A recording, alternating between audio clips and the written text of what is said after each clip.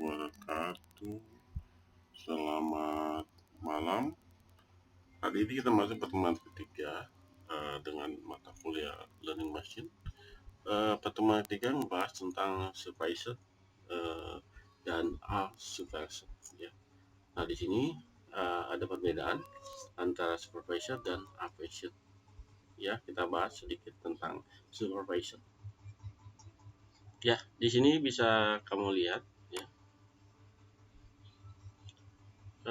Supervised dan unsupervised. Jadi supervised adalah konsep.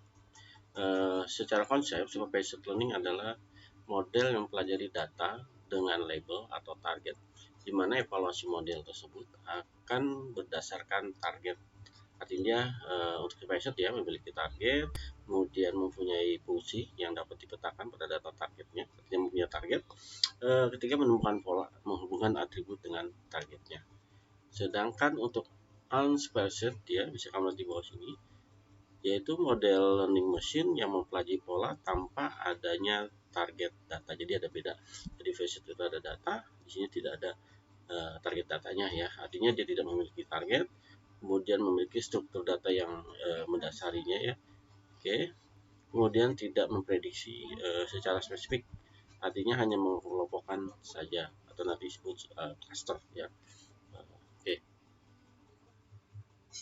Berikutnya kita bahas tentang clustering ya.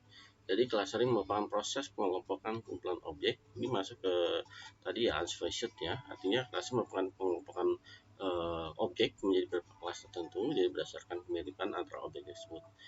Contoh pada data sebuah kelas cluster nanti harus berhubungan atau mirip. Kemudian data antar kelas yang berbeda juga harus tidak saling berhubungan. Nah, cluster di sini masuk kelompok berisi data yang mirip. Kemudian ada analisis cluster, arti menemukan kemiripan antara data berdasarkan seleksi, lalu mengelompokkan ke dalam sebuah kelas. Ya, kita ulang lagi yang tadi ya masalah cluster. Kita ulang sedikit tentang algoritma unsupervised.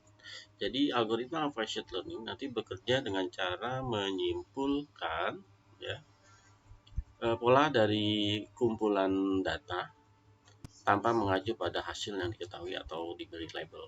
Artinya tidak seperti algoritma supervised ya. Artinya metode unsupervised learning tidak dapat diterapkan langsung ke masalah regresi atau klasifikasi karena kita tidak tahu ya nilai target utamanya apa atau target outputnya, sehingga kita tidak dapat melatih algoritma ini ya. Namun untuk algoritma unsupervised learning dapat digunakan untuk menentukan struktur yang mendasari data. Artinya tujuan algoritma dari unsupervised learning adalah menemukan pola yang sebelumnya tidak diketahui dalam data. Tetapi sebagian besar pola ini nanti hanya perkiraan. Ya, selain itu juga karena kita tidak tahu ya apa hasil akhir yang sebenarnya. Maka kita tidak dapat menentukan berapa akurat sih hasil yang dihasilkan oleh algoritma unsupervised. Jadi, penggunaan unsupervised learning digunakan ketika kita tidak memiliki data mengenai hasil akhir. Artinya tidak mengenai hasil akhir yang diinginkan, seperti menentukan target pasar atau produksi atau yang belum pernah dijual sama sekali. Ya, contoh salah satu algoritma unsupervised learning adalah clustering yang tadi kita bahas ya. Di clustering merupakan metode kelompokan secara otomatis. Berbagai kumpulan data nanti dijadikan menjadi beberapa kelompok sesuai kesamaan. Nah, dalam algoritma unsupervised learning, jadi ada beberapa tipe clustering dengan tujuan ya dan fungsi yang berbeda. Ya, bisa kamu lihat sini ada hierarki clustering, ada key means clustering dan KNN. Ya. Jadi kalau hierarki clustering adalah metode pengelompokan dengan menggabungkan dua cluster terdekat. Jadi algoritma cluster ini nanti akan berakhir ketika hanya ada satu cluster yang tersisa. Ya, berikut algoritma ya.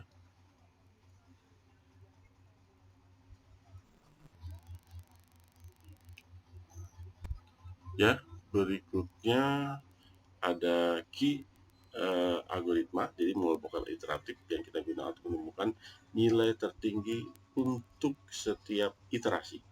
Jadi dalam metode ini nanti kita akan mengelompokkan titik-titik data dalam kelompok ya. Jadinya setiap kelompok nanti ditentukan dengan membuat centroid. Centroid itu adalah pusat cluster dan menghubungkan titik-titik terdekat dengan centroid menjadi satu cluster. Key-mean cluster nanti dibagi menjadi dua, yaitu cluster algometric dan dedogram. Jadi kalau algometric merupakan algoritma key-mean. Jadi artinya clustering yang dimulai dengan jumlah cluster yang tetap. Nah, algoritma algometrik ini menempatkan data di dalam jumlah cluster yang tepat.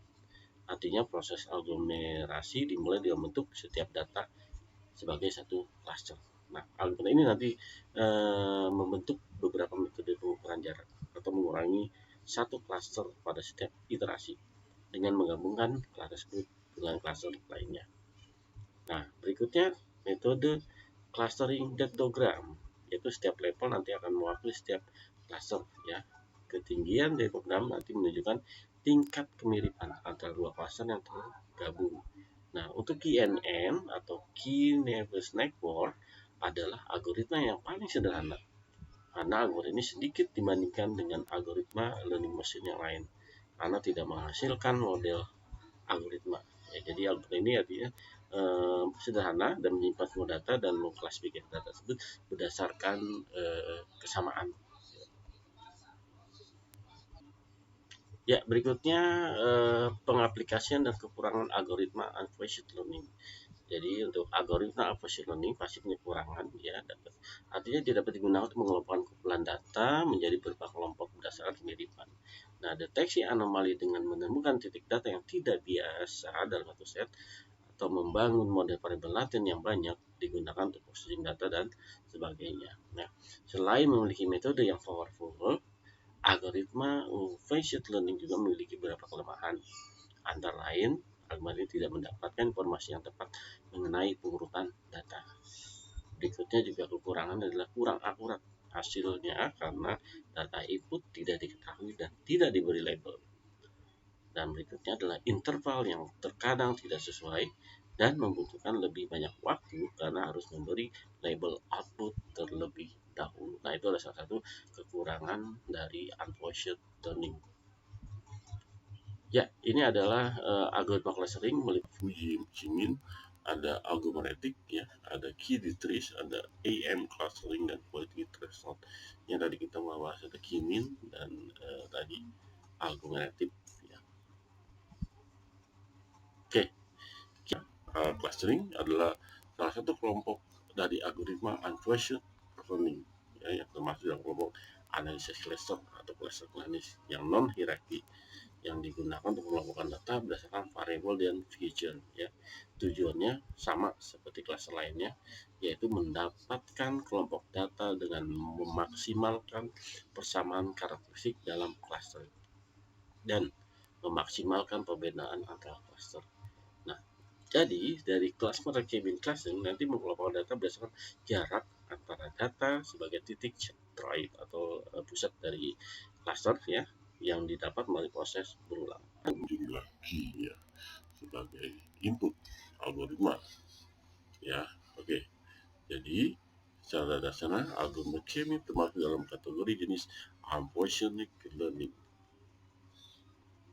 Ya, berikutnya adalah contoh aplikasi K-mean ya, contoh segmentasi pasal ya. Berikutnya ada segmentasi citra atau kompresi gambar ya. Itu klasifikasi citra pengendara jarak jauh juga bisa ya.